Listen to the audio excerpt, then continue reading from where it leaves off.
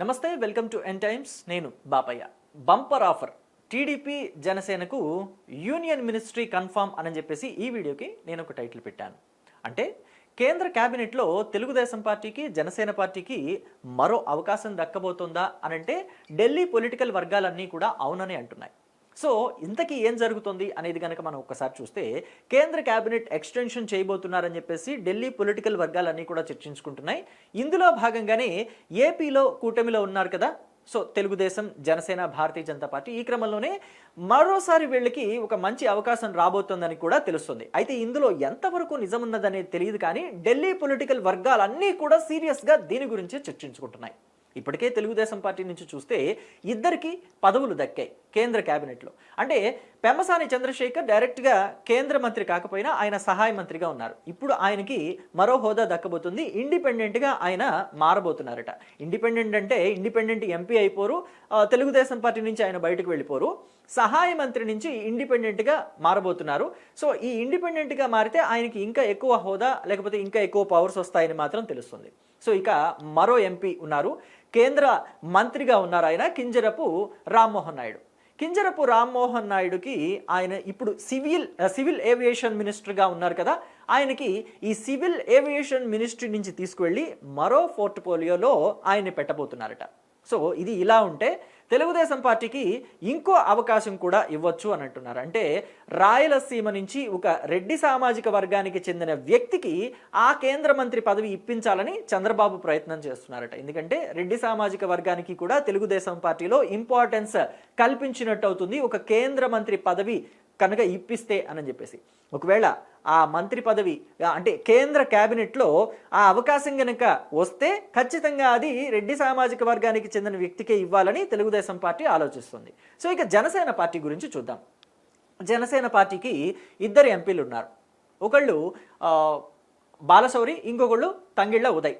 So వీళ్ళిద్దరిలో ఎవరికి ఇస్తారు? ఒకవేళ మంత్రి పదవి ఇస్తే, కేంద్ర మంత్రి పదవి ఇస్తే ఖచ్చితంగా అది బాలశౌరికే దక్కుతుంది. ఎందుకంటే ఆయన సీనియర్ పొలిటీషియను, ఆల్రెడీ చాలాసార్లు ఎంపీగా పనిచేస్తున్నారు కాబట్టి అవకాశం ఆయనకే ఇస్తారు. ఒకవేళ అవకాశం ఇచ్చినా కానీ ఎలా ఇస్తారు? వాళ్ళకి ఉన్నది ఇద్దరే ఎంపీలు కదా. సో ఎంపీలు ఒక కేంద్ర మంత్రి పదవి రావాలంటే ఎంపీల బలం ఎక్కువ ఉండాలి. మరి వాళ్ళకి ఉన్నదే ఇద్దరు ఎంపీలు అయితే వాళ్ళకి ఎలా ఇస్తారని చెప్పి అనుమానం రావచ్చు. దాంట్లో ఏముంది, రాజుగారు తలుచుకుంటే దెబ్బలకు కొదవా అని. ఒకవేళ రాజుగారు తలుచుకుంటే బహుమానాలకి కూడా కొదవ ఉంటుందా? సో నరేంద్ర మోదీ తలుచుకుంటే జనసేన పార్టీకి కేంద్ర మంత్రి పదవి ఇవ్వటం కూడా పెద్ద సమస్య ఏం కాదు. సో దాని గురించి ఆలోచించాల్సిన అవసరం లేదు. ఇక బీజేపీ విషయానికి వద్దాం. ఏపీ బీజేపీ నుంచి శ్రీనివాస వర్మ మంత్రిగా కొనసాగుతున్నారు కేంద్రంలో. ఇప్పుడు ఆయనని బీజేపీలోని ఒక పార్టీ పదవికి మార్చేసి ఆయన ప్లేస్లో కేంద్ర మంత్రిగా మరో వ్యక్తికి అవకాశం ఇవ్వాలి అనుకుంటున్నారట. ఆ అవకాశం ఎవరికి ఇవ్వాలి అని అంటే గనక గతంలో కూడా కేంద్ర మంత్రిగా పనిచేసిన అనుభవం ఉన్న పురంధరేశ్వరికి ఇవ్వాలి, దగ్గుపాటి పురంధరేశ్వరికి ఇవ్వాలి, ఎన్టీఆర్ కుమార్తెకి ఇవ్వాలి అని చెప్పేసి బీజేపీ అధిష్టానం ఆలోచిస్తోందని తెలుస్తుంది. సో ఇది గనక నిజమైతే దగ్గుపాటి పురంధరేశ్వరికి ఖచ్చితంగా కేంద్రంలో అవకాశం దక్కుతుంది అని చెప్పేసి తెలుస్తుంది. అయితే ఇది మాత్రమే కాకుండా కేంద్ర క్యాబినెట్లో కూడా మార్పులు చేర్పులు జరగబోతున్నాయట.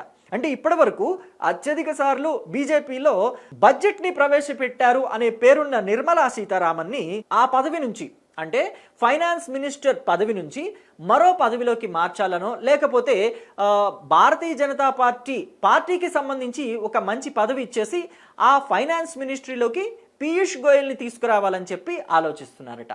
అలాగే మరో కొత్త మినిస్ట్రీ కూడా 2 రాబోతున్నాయని చెప్పేసి తెలుస్తుంది. ఒకటి వచ్చేసి 2 మినిస్ట్రీని కలిపి ఒక మినిస్ట్రీగా చేయబోతున్నారు. అంటే రోడ్స్ అండ్ ట్రాన్స్పోర్టేషన్కి సంబంధించి ఒక మినిస్ట్రీ ఉంది ఇప్పటి వరకు కేంద్రంలో, అలాగే రైల్వేకి సంబంధించి ఒక మినిస్ట్రీ ఉంది.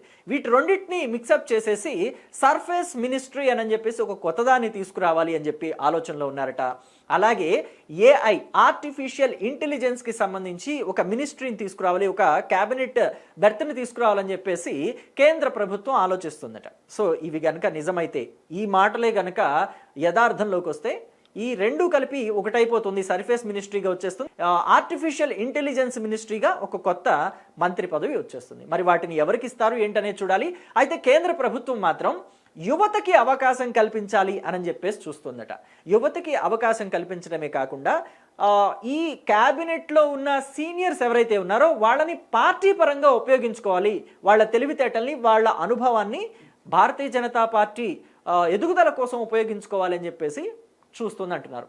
ఇంకా ఇంకొక విషయం ఏంటంటే రాబోయేది ఉత్తరప్రదేశ్ అలాగే పంజాబ్లో ఎలక్షన్స్. సో కాబట్టి పంజాబ్లో సిక్ సామాజిక వర్గానికి సంబంధించిన ఒక వ్యక్తికి క్యాబినెట్లో అవకాశం కల్పించాలని, ఉత్తరప్రదేశ్కి ఇంకా ఎక్కువ అవకాశాలు కల్పించాలని చెప్పేసి కూడా చూస్తున్నట్టు తెలుస్తుంది. అలాగే పశ్చిమ బెంగాల్ నుంచి కూడా ఒకళ్ళకి క్యాబినెట్లో బెర్త్ కన్ఫర్మ్ అయినా ఆశ్చర్యపోనవసరం లేదు. ఎందుకంటే పశ్చిమ బెంగాల్లో ఈ మధ్య భారతీయ జనతా పార్టీ జెండా పాతింది, అక్కడ భారతీయ జనతా పార్టీకి మంచి ఆదరణ ఉంటుంది. కాబట్టి అక్కడి నుంచి ఒక వ్యక్తికి బెర్త్ కన్ఫర్మ్ చేస్తే క్యాబినెట్లో ఇంకా మంచి పేరు వస్తుంది భారతీయ జనతా పార్టీకి, ఇంకా ఓటు బ్యాంకు పెరుగుతుందని చెప్పి ఆలోచిస్తున్నారట.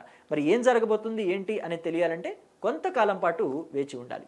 దీని గురించిన మీ అభిప్రాయాన్ని కామెంట్ బాక్స్లో తెలియచేయండి. Thank you.